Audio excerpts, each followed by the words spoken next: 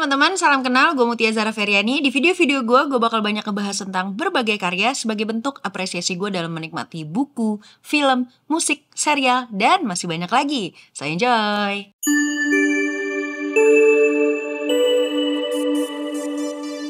Oke, hari ini gue mau ngebahas buku Dompet Ayah, Sepatu Ibu, karya J.S. Hairen.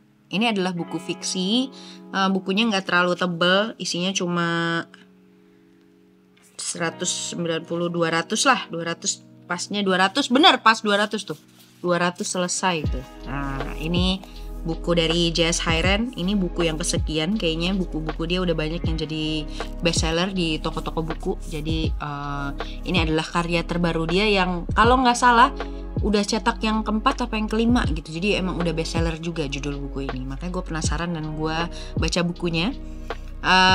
Gue suka banget ada satu quotes yang gue bacain dikit ya. Ini gue nggak hafal kalimatnya tapi gue suka banget sama kalimat ini. Api paling panas menyala saat ayah dan ibu menangis kecewa. Api paling panas padam oleh tangis perjuangan ayah dan ibu. Maka ingatlah selalu di rumah. Ya, sebagai ibu baru ya, nggak bisa nih gue ditawarin yang tentang bapak ibu gini. Walaupun angle-nya half-half ya. Jadi dua karakter yang ada dalam buku ini, dia berperan sebagai anak cegat dan dia juga berperan sebagai ayah dan ibu dalam kisah perjuangannya. Nah kalau teman-teman suka dengan cerita perjuangan mengejar mimpi, terus family story tentang ayah dan ibu yang penuh dengan berbagai emosi, nah buku ini sangat gue rekomendasikan untuk teman-teman baca. Nah gue cerita dikit tentang sinopsisnya. Jadi novel ini tuh bercerita tentang, angle gue kurang bagus. Novel ini berlatar di Sumatera Barat, di mana ada tokoh bernama Asrul dan Zena yang dalam penceritaannya itu terpisah. Mereka tuh masing-masing sama-sama memiliki kesulitan ekonomi. Jadi keduanya digambarkan sangat miskin dan terpuruk lah intinya. Terus mereka tuh memiliki semangat dan tekad yang sangat kuat pokoknya untuk mengangkat derajat keluarganya lewat pendidikan dan perjuangan hidup. Asrul itu memiliki cita-cita untuk membuatkan rumah untuk ibunya. Nah, sedangkan Zena itu bercita-cita memperbaiki ekonomi keluarga dan menyekolahkan adik-adiknya. Ya, bisa kita tangkap ya dari sini aja emang wah ini cerita perjuangan sekali ini gitu.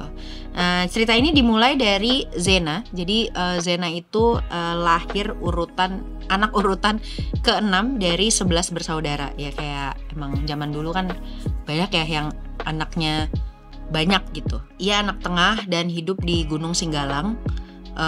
Saat kecil tuh Zena udah bekerja apa ya? Dia tuh dagang apa ya? Lupa gue jadinya. Dagang apa dia? Ntar gue telepon Zena dulu ya.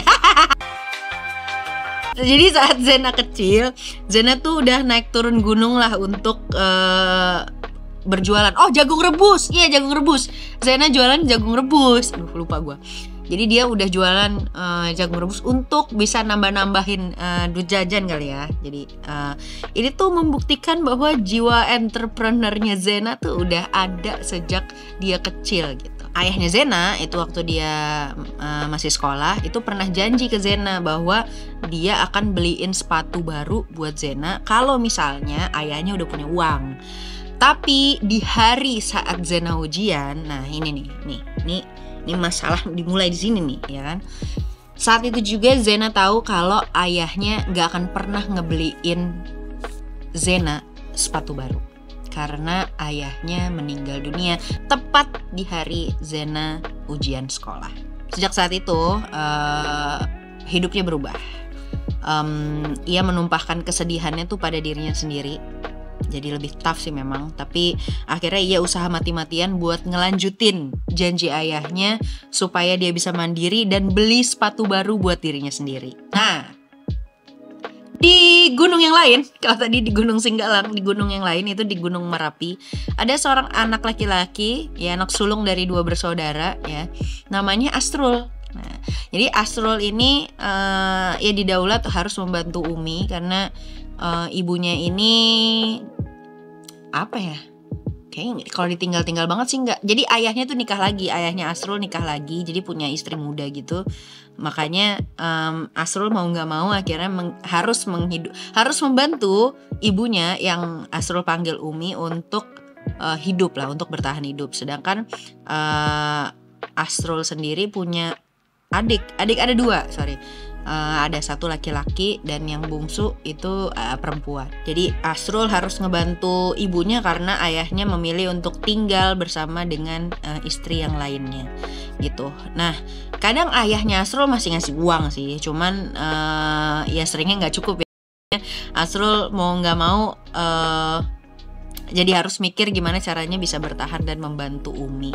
Nah, yang menarik juga adalah setiap kali Asrul dikasih uang sama ayahnya, itu Asrul selalu ngintip dompetnya. Ada kayu manis yang diselipkan bapaknya di dalam dompetnya itu. Jadi kayak berkesan banget nih. Barang dompet ini jadi berkesan banget buat si Asrul.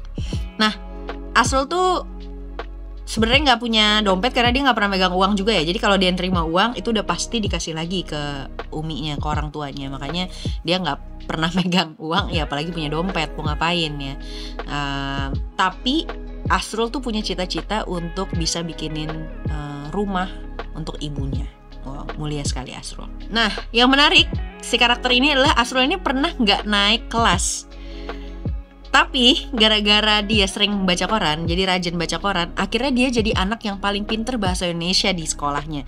Bahkan dia juga ngasih jasa buat nulisin surat cinta buat temen-temennya yang mau nembak karena saking bagusnya dia nulis gitu. Gila, bisa gitu ya. Jadi awalnya dia nggak naik kelas, tapi berikutnya karena dia suka baca koran, terus dia malah jadi yang paling jago menulis gitu di sekolahnya. Di buku ini perjuangan demi perjuangan tuh bisa kita lihat baik Asrul maupun Zena. Sampai akhirnya mereka ketemu di kampus yang sama walaupun jurusannya beda. Punya kesamaan hustle kayaknya. Itu yang bikin antara Asrul dan Zena tuh jadi ya ada chemistry-nya gitu. Walaupun mereka sendiri bilang mereka nggak pacaran ya di sini gitu. Jadi love story-nya mungkin karena ngerasa deket, ada kesamaan background, lagi sama-sama hustle gitu, dan ya sefrekuensi juga. Walaupun mereka tinggalnya berbeda gunung ya tadinya gitu. Jadinya karena punya banyak kesamaan itu sepertinya tanpa perlu jadian kalau anak sekarang, mereka jadi mudah mengerti satu sama lain. Yang bikin mereka, kalau ada benda yang, kalau orang kan apa gitu ya, yang bisa bikin kita bisa deket sama orang lain gitu. Mungkin ada kesamaan band, kayak musik gitu, atau hobi gitu, apa yang sama. Justru di buku ini yang menarik adalah yang bikin Asrul dan Zena deket itu adalah koran. Jadi waktu Zena nambah-nambah uang pemasukannya buat bisa bayar kuliah, dia tuh jualan kue yang resepnya itu diambil dari koran. Koran itu sendiri adalah brand korannya itu tempat Asrul bekerja gitu. Jadi karena itulah mereka tambah lama tambah deket, bahkan disangka jadian gitu. Tapi sebenarnya nggak jadian. Nah di sini nih ada platonic love muncul dan ini menjadi menarik gitu. Jadi ada bumbu love story-nya yang ditaruh di buku ini, tapi nggak hard gitu, tapi sweet, tetap manis gitu menurut gue. Tetap sesuai dengan kadarnya, sesuai dengan karakternya juga, sesuai juga dengan background waktu yang diperlihatkan di buku ini. Nah, yang cute tuh menurut gue adalah gimana Asrul itu nganterin koran gratis buat Zena setiap pagi supaya bisa dibikinin kue gratis sama Zena gitu ya, yang bikin kuenya dari menu-menu yang ada di koran. Asrul dapat kue bikinan Zena setiap hari buat ganjel perut, itu jadi lumayan gak ngeluarin uang buat jajan lagi. The other side, si Zena itu gak perlu bayar ya, maksudnya beli koran untuk dapat menu baru karena Asrul yang udah ngasih koran. Jadi kayak barter gitu mereka. Karena apa? Karena sama-sama nggak punya uang. Keren kata gue. Jadi kalau misalnya lo lagi nggak punya uang terus lo bilang lo nggak menemukan cinta sejati, kata gue mah mendingan baca nih buku ini. Ada kok, walaupun kita sedang berkekurangan, ya kita akan ketemu sama orang yang kalau misalnya dia sedang berjuang, ya sama-sama sedang berjuang, bisa. Kayak buku ini memberikan harapan pada cinta-cinta yang belum ditemukan. Akhirnya hubungan mereka tuh seperti simbiosis mutualisme ya, saling menguntungkan gitu. Sampai akhirnya mereka menikah dan punya anak. Tapi kehidupan susah itu terus berlanjut ya. Jadi nggak semata-mata begitu mereka nikah terus mereka udah kelar aja gitu. Enggak ya, ternyata masih tetap susah gitu ya. Tapi bedanya kesusahan ini mereka alami bersama-sama, mereka hadapi bersama-sama dan mereka selesaikan bersama-sama. Karena ada dialog yang gue suka banget waktu mereka lagi ngejalanin masalah yang susah banget berdua gitu ya. Tapi mereka saling menguatkan. Kalimatnya kurang lebih gini, kita pernah melewati yang lebih buruk dari ini. Gue pas baca kayak, iya mereka secara individu tuh sama-sama pernah berjuang gitu kan. Dan bahkan itu tanpa ditemani satu sama lain gitu. Pas mereka akhirnya menikah dan menghadapi masalah, mereka tuh menghadapi berdua. Jadi mungkin kayak kalimat ini tuh jadi bold banget bahwa kita pernah melewati yang lebih buruk dari ini gitu ya. Kalau gue nangkepnya, ya ayo kita hadapi lagi. Tapi kan yang sekarang berdua. Ya, nah ya emang gue suka banget yang love story tipis-tipis gini tapi ngena, gue suka banget. Sedap. Hai. Perasaan dan pikiran yang gue dapetin sepanjang baca buku ini adalah yang pertama, uang itu memang sumber masalah, namun bisa juga sebagai sumber berkah. Gimana enggak? Iya, jadi kan kalau tadi gue cerita bahwa cerita ini tuh berlatar karena sama-sama gak punya uang gitu. Baik Asrul maupun Zena, mereka hustle bareng, walaupun lagi nggak bareng, walaupun belum bareng-bareng, tapi mereka tuh sama-sama lagi hustle karena background yang intinya sama, nggak punya uang. Dan mungkin ada absence dari ayah ya, kehadiran ayah di sini gitu, karena Asrul itu tidak 24 jam ditemani oleh ayahnya, begitu juga dengan Zena yang ayahnya meninggal dunia gitu. Jadi menurut gue cerita berlatar belakang kesulitan ekonomi atau nggak punya uang, miskin itu untuk negara kita tuh menurut gue relevan gitu, dekat sekali gitu, kayak bisa kita temukan di dunia nyata gitu, mudah kita temukan di dunia nyata. Gue pun sampai sekarang kan belum kaya ya, jadi masih ngerasa relate sama susahnya cari uang gitu, susahnya kalau mau spending uang tuh mikir-mikirnya tuh lama gitu. Dan cerita hustle untuk hidup lebih baik itu menurut gue dari sisi materi itu adalah cerita yang dekat dengan banyak orang Indonesia terutama. Dan entah udah berapa banyak, kayaknya udah banyak banget deh cerita yang ngangkat tentang kemiskinan jadi background gitu dan dijadikan semangat. Kelihatannya emang uang ini masalah, tapi justru kalau kita bisa ngelihat sebaliknya, di buku ini bahkan dikasih tahu bahwa jadi sudut pandangnya bisa jadi lain, karena ya uang memang sumber masalah tapi dia juga bisa jadi berkah. Gimana enggak? Mungkin di universe yang lain gue bisa membayangkan kalau Asrul dan Zena yang udah hidup cukup itu lagi healing misalnya di Ubud gitu, terus mereka ngobrol berdua sambil ngeliatin lembah, terus minum kopi gitu ya. Dan mungkin mereka bilang gitu, untung dulu kita sama-sama miskin ya gitu. Persamaan karena kita miskin inilah yang membuat kita akhirnya bisa bersama gitu. Gue membayangkan universe yang lain Asrul dan Zena sedang ngobrol gitu, kayak untung dulu kita sama-sama miskin ya, coba satu di antara kita tuh kaya gitu. Ya mungkin ceritanya jadi kayak FTV gitu, kayak kemiskinan menguatkan cintaku padamu, jadilah ketidakpunyaan uang menjadi benang merah bertemunya dengan jodoh gitu. Alhamdulillah, subhanallah, masya Allah, tabarakallah. Jadi kayak oh ya mungkin mereka harus miskin dulu gitu, sama-sama hustle sampai akhirnya mereka bisa menemukan apa yang lebih bernilai daripada uang. Wow, cinta. Jadi gue pun mikir gitu, kalau misalnya gue lagi gak punya uang, ya kira-kira hadiah apa ya yang Allah udah siapin gitu buat gue setelah gue hustle gitu misalnya. Jadi kayak ada perasaan-perasaan perasaan-perasaan baik yang gue punya setelah gue membaca buku ini. Jadi kayak nggak apa-apa gitu, belum kaya sekarang nggak apa-apa, ya udah tetap semangat aja terus berkarya. Nanti mungkin ada titik cerah di mana kebaikan-kebaikan atau perjuangan-perjuangan yang kita lakukan nanti bertemu dengan hasilnya. Yang kedua, hal yang gue suka dari buku ini adalah circle of life. Gue rasa siapa bilang gitu orang tua tuh selalu berkorban buat keluarganya. Ya kebanyakan memang gitu, lumrahnya begitu, idealnya begitu. Tapi di buku ini tuh jelas berbeda gitu. Walaupun ada kisah tentang ayah dan ibu Zena, ada kisah tentang ayah dan ibu Asrul gitu ya.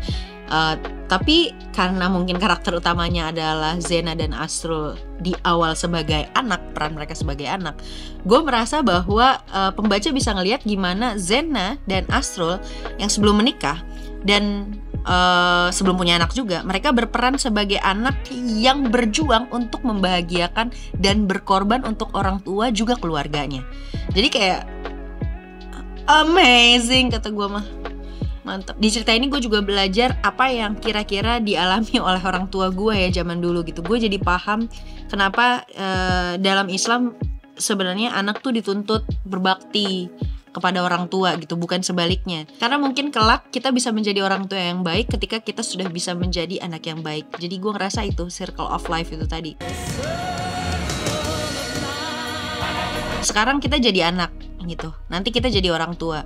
Kalau misalnya kita baik dengan peran pertama yang didapatkan dari Allah untuk kita sebagai anak, maka walaupun nggak menjamin ini kita langsung baik di peran-peran kita berikutnya, tapi setidaknya kita pernah berusaha baik di peran pertama kita. Kemudian sepertinya akan memungkinkan jalur-jalur kebaikan juga dibukakan untuk peran-peran yang akan kita dapatkan setelah menjadi anak gitu. Karena menurut gue jadi anak kan sebenarnya simpel ya, udah nurut aja. Tapi nurut tuh yang susah banget gitu menurut gue, kayak tapi di other side kita tuh nggak bisa milih kan, kita tuh jadi anaknya siapa, kita lahir di mana, tumbuh besar di keluarga seperti apa gitu. Sedangkan kalau jadi orang tua kita bisa milih mau punya anak apa enggak gitu, ada pilihan itu sebenarnya. Terus untuk peran yang nggak bisa kita pilih sebagai anak, menurut gue ini adalah gerbang pertama untuk kita belajar sebagai manusia. Yang ketiga, hal yang gue suka dari buku ini adalah gak selamanya. Cerita Asrul dan Zena ini tentang perjuangan yang gak selamanya dirasakan menurut gue. Perjuangannya tuh setelah kesulitan ada kesulitan yang lain. Setelah kemudahan ada kesulitan berikutnya yang diberikan lagi kemudahan berikutnya, begitu terus-terusnya. Jadi kayak gue ngerasa susah senang memang silih berganti. Teman-teman juga mungkin merasakan itu. Abis mereka berhasil ngelewatin satu kesulitan, mereka akan nemuin kesulitan yang lain, begitu seterusnya. Dan hal ini juga mengingatkan gue kepada hidup gue sendiri gitu. Kalau gue lagi susah ya gak usah berlarut sama kesusahan itu, karena ya udah jalanin aja sekuat-kuatnya. Nangis mungkin ya sambil terseok-seok, tapi yakin bahwa ya nanti juga ada ujungnya gitu. Nanti juga mungkin masalahnya selesai. Pun kalau masalah gak selesai, mungkin derajat kita jauh lebih tinggi, yang mungkin kita lebih berilmu, kita lebih bijak, kita lebih tenang, sehingga kita bisa menghadapi masalah-masalah yang tadinya terlihat berat menjadi enggak seberat itu.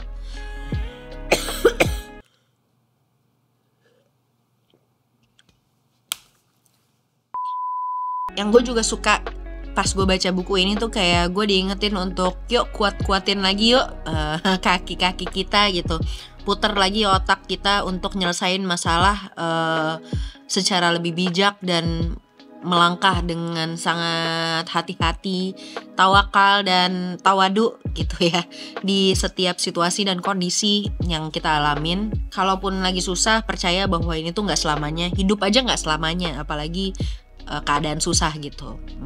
Dia pasti silih berganti. Terus pastikan kita kuat dalam setiap perjalanan kita gitu. Kalaupun kita sedang lemah-lemahnya, kita harus yakin bahwa ada yang maha kuat yang mau ngebantuin kita, yang mungkin ngirimin tenaga-tenaga itu dari segala daya dan arah yang tidak terduga gitu ya. Kayak di buku ini tuh banyak banget sebenarnya pertolongan-pertolongan, kekuatan-kekuatan yang datang ke Asrul dan Zena di yang tadinya karakter itu nggak ada gitu, tadinya situasi itu nggak ada gitu, tapi karakter dan situasi itu kemudian muncul membantu Zena, membantu Asrul. Gue merasa itu juga terjadi dalam hidup gue gitu. Banyak orang yang gue nggak expect datang ke hidup gue, bahkan membantu gue saat gue lagi lemah-lemahnya. Banyak situasi dan kondisi yang nggak gue prediksi, yang bahkan nggak gue bikin-bikin, tapi justru itu membuat gue menjadi manusia yang lebih baik gitu. buku ini mengingatkan itu sih buat gue. Dan mental kita tuh harus selalu siap untuk menerima tenaga sampai mungkin kita sampai kuat itu bukan pilihan lagi gitu. Tapi kayak kalau misalnya kita udah kuat, mencoba selalu kuat, mudah-mudahan pilihan dan kesempatan dalam hidup kita adalah ya untuk menjadi manusia yang selalu kuat, dan itu harus selalu menyala di dalam diri kita. Gue suka banget sama buku ini. Gue sarankan teman-teman untuk membaca bukunya. Gue juga akan menyarankan anak-anak gue kelak membaca buku ini gitu ya. Karena buku ini sangat edukatif, sederhana, dan tentunya penuh dengan romansa. Bukan cuma ke pasangan ya, tapi ke semua hubungan dan kejadian yang berputar di dalam cerita di buku ini. Sukses untuk penulis bukunya, Mas Jess Hairen. Semoga lancar buku-buku dan karya-karya berikutnya. Ditunggu pasti ya karya-karya berikutnya. Dan terima kasih untuk teman-teman yang sudah nonton video ini. Sampai ketemu di video-video berikutnya. Dah.